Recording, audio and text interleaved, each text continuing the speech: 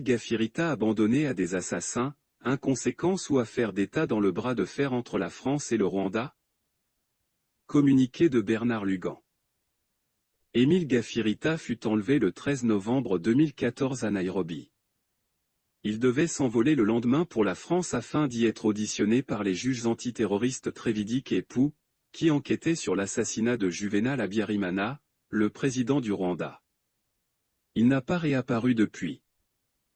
Selon ses dires, Émile Gafirita aurait été l'un des membres du commando de l'armée de Paul Kagame, qui depuis la frontière de l'Ouganda jusqu'à Kigali, aurait transporté les 2 missiles, qui le 6 avril 1994, abattirent l'avion du président Habyarimana. Comme cet attentat déclencha le génocide du Rwanda, la question de savoir qui en sont les auteurs est donc primordiale.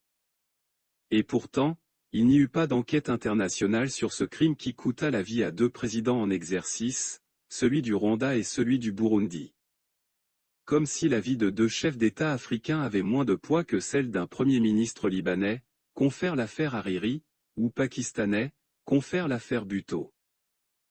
Par les énormes pressions qu'ils exercèrent sur le Conseil de sécurité de l'ONU, les États-Unis et la Grande-Bretagne, alliés du régime de Kigali, réussirent en effet à interdire au TPIR, Tribunal pénal international pour le Rwanda, de mener cette enquête. Comme le TPIR vient de terminer ses travaux, les auteurs de ce crime ne seront donc ni identifiés, ni poursuivis par la justice internationale. L'enquête française. Saisi par les familles de l'équipage français de l'avion présidentiel rwandais, le parquet antiterroriste français chargea le juge Bruguière d'enquêter sur cette affaire. Ce dernier réussit à obtenir les numéros de série des 2 missiles SA-16 Igla qui abattirent l'avion. La traçabilité de ces 2 missiles a été établie grâce à la coopération judiciaire de la Russie. Nous savons ainsi que ces 2 missiles portables SAM-16 faisaient partie d'un lot de 40 missiles livrés à l'armée ougandaise quelques années auparavant par Moscou. Or, Paul Kagame et ses principaux adjoints furent officiers supérieurs dans l'armée ougandaise avant la guerre civile rwandaise, et de 1990 à 1994, l'Ouganda fut la base arrière, mais aussi l'arsenal de l'APR, Armée patriotique rwandaise. Sur ce point, les travaux du TPIR permettent des certitudes. De plus, comme cela a été établi, toujours devant le TPIR, l'armée rwandaise ne disposait pas de tels missiles. Le juge Bruguière identifia également les chauffeurs des véhicules utilisés pour transporter ces 2 missiles, depuis l'Ouganda jusqu'au casernement de l'APR, situé au centre de Kigali, et de là, jusqu'au lieu de leur tir qu'il localisa. Il réussit également à mettre des noms sur les 2 tireurs et sur les membres de leur escorte. En 2007, au terme de son enquête, le juge rendit une ordonnance dans laquelle il désigna le général Kagame, protégé par son immunité de chef d'État, comme étant le commanditaire de l'attentat. En conséquence de quoi, il lança plusieurs mandats d'amener contre des membres de son premier cercle, considérés par lui comme étant directement mêlés à cet acte terroriste. En juillet 2013, puis en janvier 2014, le juge Trévidique qui avait succédé au juge Bruguière, interrogea Jean-Marie Michombero. Cet ancien secrétaire général au ministère rwandais de la Défense et qui, le 6 avril 1994, était affecté à une section chargée du renseignement dépendant directement de Paul Kagame, confirma au juge les noms et les grades des hommes qui, le 6 avril 1994, auraient tiré les 2 missiles qui abattirent l'avion présidentiel. Il livra également nombre de détails sur les préparatifs et sur le déroulement de l'attentat. Ces déclarations recoupaient en les confirmant, celles qui avaient été recueillies par le juge Bruguière auprès d'autres témoins.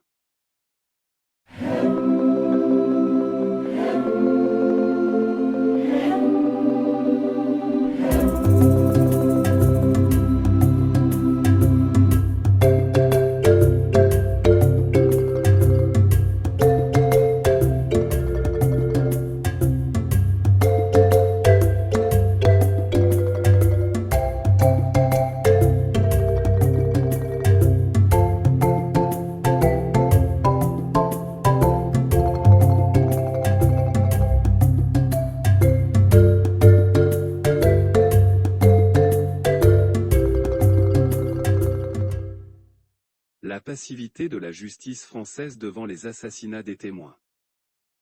Si toutefois il n'était pas fantaisiste, le témoignage d'Émile Gafirita allait donc peut-être permettre de faire avancer l'enquête. Dans la procédure de réouverture d'instruction qui était alors en cours, la teneur de ce que le témoin-acteur allait dire au juge était accessible à la défense. Cette dernière informa ses clients de l'existence d'Émile Gafirita et de son prochain témoignage. Avocat de l'État rwandais, et de 6 des 7 mises en examen, Maître Léon Lev Forster, dans un entretien avec la journaliste canadienne Judy Révé l'a reconnu. Voici ce qu'il a déclaré. J'ai informé les mises en examen, un avocat a l'obligation d'indiquer à ses clients où en est la procédure, il est parfaitement légitime que les clients soient informés des raisons pour lesquelles le dossier est réouvert. À partir de ce moment, Émile Gafirita fut en danger de mort. Dans ces conditions, il est pour le moins insolite que les juges français qui allaient l'interroger n'aient pas pris la précaution de le mettre sous protection. D'autant plus qu'Émile Gafirita se savait menacé, et que dans l'attente de sa convocation qui arriva le jour de sa disparition, il avait écrit par mail à son avocat, Maître Cantier, qu'il souhaitait être entendu. Il disait ceci. Le plus vite serait le mieux avant qu'il ne me fasse taire à jamais. Émile Gafirita avait demandé à être entendu sous X, avec le statut de témoin protégé, ce qui ne lui fut pas accordé par le juge Trévidic. Et pourtant, comme l'a révélé plus tard Emmanuel Fansten dans Libération du 4 mars 2015, à la même époque, le juge Trévidic qui enquêtait sur l'attentat de la rue Copernic entendit sous X, un ancien membre du groupe Abou Nidal. Pourquoi une telle différence de traitement ? Le juge Trévidic justifia son refus d'entendre anonymement Émile Gafirita, par le nombre conséquent de manipulations constatées dans l'instruction, confère Jeune Afrique, 9 décembre 2014. Cette explication laisse pour le moins perplexe, car le juge d'instruction a précisément parmi ses missions, celle de faire le tri entre les éléments qu'il recueille. Dans tous les cas, ceux qui enlevèrent Émile Gafirita ne partageaient pas ses doutes. Émile Gafirita qui vivait clandestinement depuis quelques semaines à Nairobi, sous un nom d'emprunt, fut donc laissé seul et sans protection dans une ville où, en 1996 et en 1998, avait déjà été assassiné le colonel Théoneste Lizindé et Seth Sandachonga, 2 très hauts responsables rwandais ayant fait défection. En privé, le premier prétendait avoir indiqué la ferme de Masaka comme le lieu le plus propice pour commettre l'attentat du 6 avril 1994, quant au second, ancien ministre de l'Intérieur, il détenait également bien des secrets sur les événements du mois d'avril 1994. Dans cette dramatique affaire, comment qualifier autrement que par « insolite » l'angélisme ou la « légèreté » du juge Trévidic ? D'autant plus qu'après les meurtres anciens de Théoneste Lizindé et de Seth Sandachonga, d'autres, plus récents, avaient tragiquement montré que Kigali n'hésitait pas à faire assassiner quiconque était susceptible de parler au sujet de l'attentat du 6 avril 1994. Le 9 juillet 2013, Sonia Rollet, journaliste à RFI, avait ainsi publié 2 entretiens exclusifs avec 2 des plus hauts responsables du régime de Kigali, ayant fait défection et qui s'étaient réfugiés en Afrique du Sud. Il s'agissait du général Faustin Kayumba Nyamwasa, ancien chef d'état-major de l'APR, armée patriotique rwandaise, qui, le 6 avril 1994, était le responsable du renseignement militaire, et du colonel Patrick Karegeya, ancien chef des renseignements extérieurs du Rwanda de 1994 à 2004. Ces 2 très hauts dignitaires accusaient le général Kagame d'être le donneur d'ordre de l'attentat du 6 avril 1994, et, depuis plusieurs années, ils demandaient, toujours en vain, à parler à la justice française. On se doit de rappeler à ce propos, que le général Kayumba Nyamwasa était sous le coup d'un mandat d'amener du juge Bruguière, et que refuser de l'entendre était donc singulier. D'autant plus que les autres mises en examen avaient, eux, été entendus à Bujumbura, au Burundi, par les juges Trévidic et Pou du 6 au 14 décembre 2010, et sans que les parties civiles n'en soient semblerait-il prévenus. Le quotidien Le Monde avait à l'époque relaté ce déplacement dans les termes suivants. L'interpellation des personnalités visées s'étant révélée impossible, leurs avocats, Lev Forster et Bernard Minguin, ont négocié avec les juges ce curieux détour par Bujumbura. Pourquoi les juges Trévidic et Pou ne recueillirent-ils pas les témoignages du colonel Karegeya et du général Nyamwasa? L'on nous dit que l'Afrique du Sud n'avait pas répondu à la demande française d'aide judiciaire. Certes, mais l'instruction avait tout de même les moyens de savoir s'il s'agissait ou non d'affabulateurs. Dans tous les cas, pour le régime de Kigali, il était clair qu'il ne s'agissait pas de mythomanes puisqu'il lança des escadrons de la mort à leur trousse. Le colonel Patrick Karegeya fut ainsi assassiné par strangulation le 31 décembre 2013, dans sa chambre d'hôtel à Johannesburg. Quant au général Nyamwasa, il échappa à 3 tentatives d'assassinat dont l'une le laissa quasiment pour mort, avec notamment une balle dans l'estomac. Page 302 de son livre La France dans la terreur rwandaise, édition du Boiris, 2014, Charles Onana rapporte des propos tenus par le colonel Karegeya peu avant son assassinat. Tout ce que fait votre juge, Trévidic, se trouve dans les médias, même les noms des témoins qui peuvent ainsi être retournés par Kigali ou assassinés. À la suite de l'assassinat du colonel Karegeya, les autorités sud-africaines expulsèrent plusieurs diplomates rwandais, qu'elles accusaient d'avoir partie liée à ce meurtre. Et le 10 septembre 2014, la justice sud-africaine condamna 4 hommes à 8 ans de prison chacun pour tentative d'assassinat sur le général Nyamwasa. Dans le jugement, il est écrit que cette tentative d'assassinat politique avait été ourdie au Rwanda. Le 16 janvier 2014, par la voix de Madame Jen Psaki, son porte-parole, le département d'État américain s'est dit, troublé par une succession de meurtres d'exilés rwandais qui semblent avoir une motivation politique. Les déclarations récentes du président Kagame à propos des conséquences pour ceux qui trahiraient le Rwanda nous inquiètent au plus haut point. Quelques jours plus tard, le Foreign Office britannique s'exprima dans des termes voisins. Quant au Quai d'Orsay, le silence du ministre Fabius y fut aussi assourdissant que celui du ministre Taubira à la chancellerie. L'ultime manœuvre de Kigali. Relais constant des thèses du régime de Kigali, la presse française, notamment Libération, et plus récemment Le Monde, est restée étrangement pudique sur le scandale judiciaire, humain et peut-être même politique, que constitue l'enlèvement d'Émile Gafirita, venant après le meurtre du colonel Karegeya et les 3 tentatives d'assassinat du général Nyamwasa.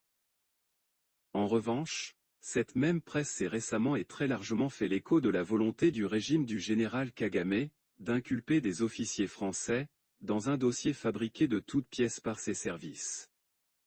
Mais en cachant toutefois à ses lecteurs qu'il s'agissait là d'une ultime manœuvre destinée à décourager le juge Jean-Marc Herbault, successeur du juge Trévidic, d'interroger enfin le général Nyamwasa. Un retour en arrière est ici nécessaire. En 2014, Maître Lev Forster et Bernard Minguin avaient assuré leurs clients que l'instruction était terminée, et qu'une ordonnance de non-lieu allait être rendue. Les 2 avocats avaient même publié le très aventureux communiqué suivant.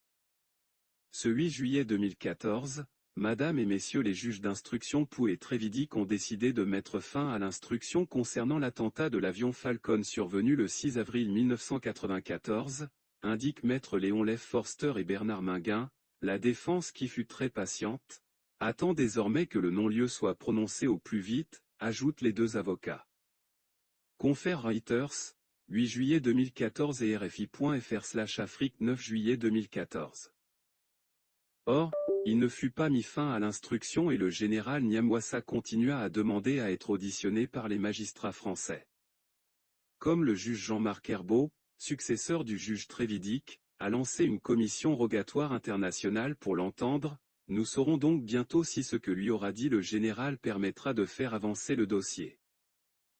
La décision du juge provoqua la fureur du régime de Kigali et c'est donc clairement pour exercer un nouveau chantage sur l'instruction que fut annoncée l'intention rwandaise d'inculper des officiers français. Quant à Maître Léon Lev Forster, paraissant perdre tout sens de la mesure, il déclara qu'il allait contester cette commission rogatoire, vue par lui comme une tentative de déstabilisation du Rwanda ourdi par un arrière-cabinet occulte négationniste. SIC. Et il posa l'étonnante question suivante, pourquoi, plus de 20 ans après les faits, un personnage découvre-t-il qu'il a des informations nouvelles à fournir? Pourquoi, pendant des années ne l'a-t-il pas fait? RFI.fr/Afrique 8 octobre 2016. La tentative d'enfumage de Maître Forster n'abusera personne, car premièrement, il est trop bien placé dans le dossier pour ignorer que c'est depuis 2010 que le général Nyamwasa demande à être entendu. Secondo, si le général Nyamwasa est un affabulateur comme le soutient Kigali, et si, comme l'a déclaré Maître Forster, son témoignage est risible et absurde, Jeune Afrique 18 octobre 2016, en ligne, pourquoi, et par 3 fois, a-t-on voulu le faire taire en tentant de l'assassiner? Le 18 novembre 2014, le professeur belge Philippe Rentgens, juriste spécialiste du Rwanda et expert devant le TPIR, écrivit à Maître Bernard Minguin, avocat belge des mêmes officiels rwandais mis en examen par le juge Bruguière. Si vous avez communiqué, à vos clients rwandais, le nom de M. Gafirita, qu'on ne verra probablement plus, vous devriez avoir honte, et votre conscience devrait être lourde. Cité par Jeune Afrique, 9 décembre 2014. Étant donné les assassinats et tentatives d'assassinat à répétition perpétrés par le régime de Kigali à l'égard des transfuges, ce qui est arrivé à Émile Gafirita est honteux, et relève d'un défaut de précaution, qui devrait faire l'objet d'une enquête approfondie. Il est question de la vie d'un homme qui a tout simplement été livré à ses bourreaux, comme s'il s'agissait d'un vulgaire colis. Le juge Trévidic justifie son refus d'entendre anonymement Émile Gafirita sous prétexte qu'il aurait pu être manipulé par ce dernier. Restons sérieux. Dommage qu'il n'a pas eu la même réticence à l'égard des témoins que les autorités de Kigali lui ont fourgués, lors de sa commission d'enquête au Rwanda en septembre 2010. Émile Gafirita fut enlevé le 13 novembre 2014 à Nairobi sans avoir livré son témoignage. En contrepartie, du début septembre à la fin novembre 2014, le juge Trévidic fut interviewé par au moins 32 médias. Une de ces interviews sort de l'ordinaire, celle qu'il a lui-même réalisée de Bryan Ferry, l'ex-chanteur du groupe Roxy Music, à l'occasion de la sortie de son dernier album solo. Chacun peut avoir ses hobbies mais dans le cas présent il est difficile de ne pas mettre en parallèle les confidences de Bryan Ferry recueillies par le juge Trévidic et l'absence de celle d'Émile Gafirita. Car comme l'a déclaré Carla Del Ponte, ancienne procureure du TPIR, s'il s'avérait que c'est le FPR qui a abattu l'avion du président Habyarimana, l'histoire du génocide devra être réécrite.